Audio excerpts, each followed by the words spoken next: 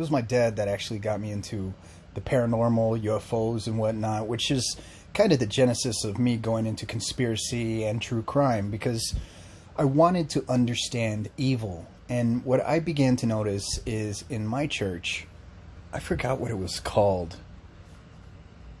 It's very predominant in the South, especially in Texas. They didn't speak on evil that much. You know, of course they talked about the sins and everything, and the main thing, of course, was making sure that I was very aware that those who curse the apartheid state curse themselves. It was Zionist. I mean, everything about it was Zionist, to the point when I was a little kid, I remember asking my parents if I was Jewish, because how the fuck was I supposed to know? That's all we ever talked about. I mean, it was ridiculous. It was a mantra. Anyways, I know this is a weird tie-in and everything like that, but there's a purpose for it, and it's because this church, this modern church that we see, it misleads a lot of people. You know, a lot of it is the feel-good message, especially that Joel Osteen. It looks more like a positive reinforcement lecture than it does anything else. They never talk about anything bad, because God forbid you have a negative thought, because that might prevent you from giving your money, and they're obviously very well to do.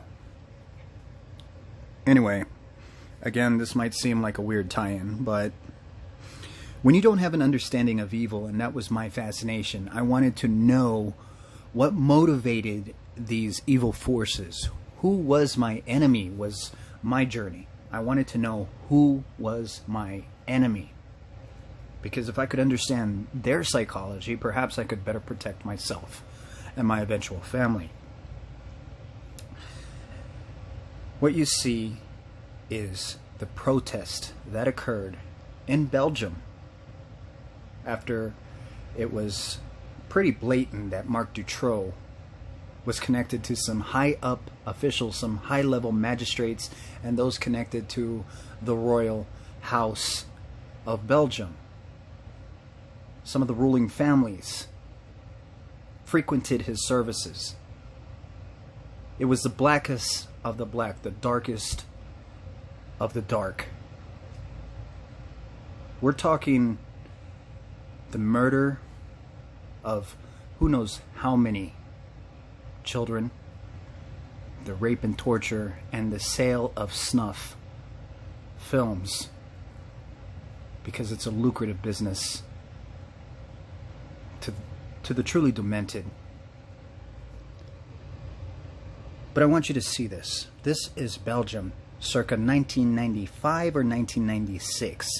They were sick and tired and fed up because they saw that nothing was being done.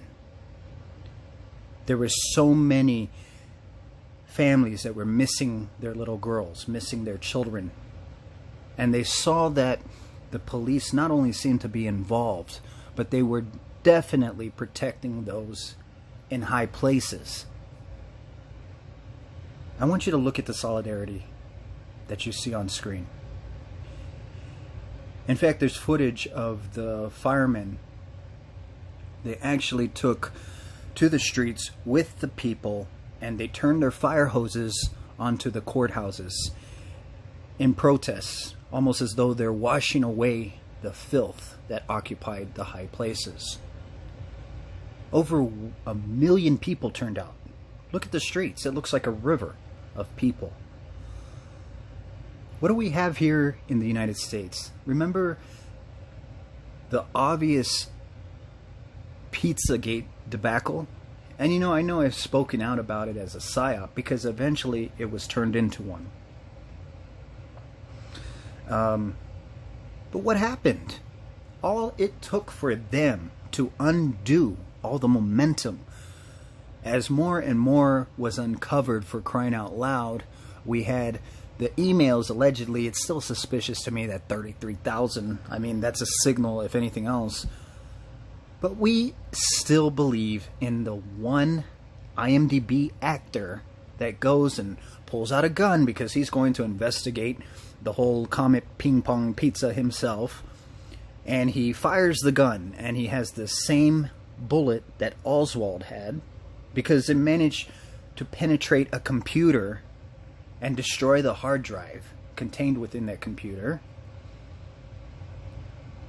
thereby rendering it useless. I mean, if only we would have known what was on that hard drive. Could have cracked the case wide open. But the point is, regardless, there was evidence.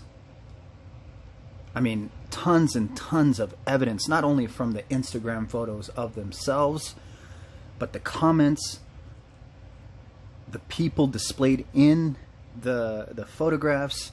All of these could have led to a very comprehensive investigation. But what did we do? Did we do anything remotely similar to this? And there's been many incidents, from McMartin to many others, where people became aware, but instead we just became a media circus. We saw people interviewed on everything from Geraldo to Oprah, sensational magazines. And now, in the modern age of social media, everybody had to make their 2 cents about Pizzagate because they knew they were getting views. And I think that was before the time that YouTube started to crack down on paying out. So people were making some pretty good money. All you had to do was put Pizzagate, hashtag Pizzagate, and you would get hella views. And a lot of gullible people would donate tons and tons of money to these charlatans whose sole job was to mislead people. It's pretty pathetic. It's pretty sick. Look at the solidarity. Look at all these people, furious, fed up. And I want you to just really think, if we could pull our forces together, what we could accomplish. You don't think the elites for a brief moment were quaking in their boots? You had entire trade unions walk off the job to participate in these protests. You don't think they were terrified? Because let's face it, if these people had become violent, and they had every right, because they were sick and tired of being oppressed, they were sick and tired of their children being victimized by these evil, disgusting perverts, these elites in high places. And what do we do here? Do we have any firemen hosing down any building in Washington, D.C.? We have all these farce marches, you know, these ridiculous fake groups that are started by COINTEL. You know, they don't ever accomplish a damn thing. From BLM to, what's the other one, Tea Party, to all these fucked up stupid groups. They don't accomplish anything. But I just want you to be inspired. At least I'm inspired by this, because it shows... Okay, nice. Thank you for interrupting my video. But it shows the power that we collectively have. So just think, if we could pull our resources together, put aside petty difference, and present ourselves as a challenge to those who prey upon us, imagine what we could accomplish. Our numbers far exceed theirs, but yet we're being so conditioned. I mean, I've got 500 channels, so why should I lift a finger to help my fellow man? I've got all my creature comforts. I got my smartphone. I've got all my accounts that I pay for every single month so I can have all these movies and Netflix and Hulu and whatnot. I've got all the comforts I need, my air conditioning, my food on tap. So why should I care? This is why. Because there's power in numbers, and the elite keep us divided. Because they understand how to control us. As long as we're at each other's throats, oh, you're this religion, so I'm not working with you.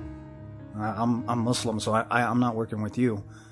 I'm Christian, and I can't stand Muslims. There's power in numbers. We outnumber them. Cheers.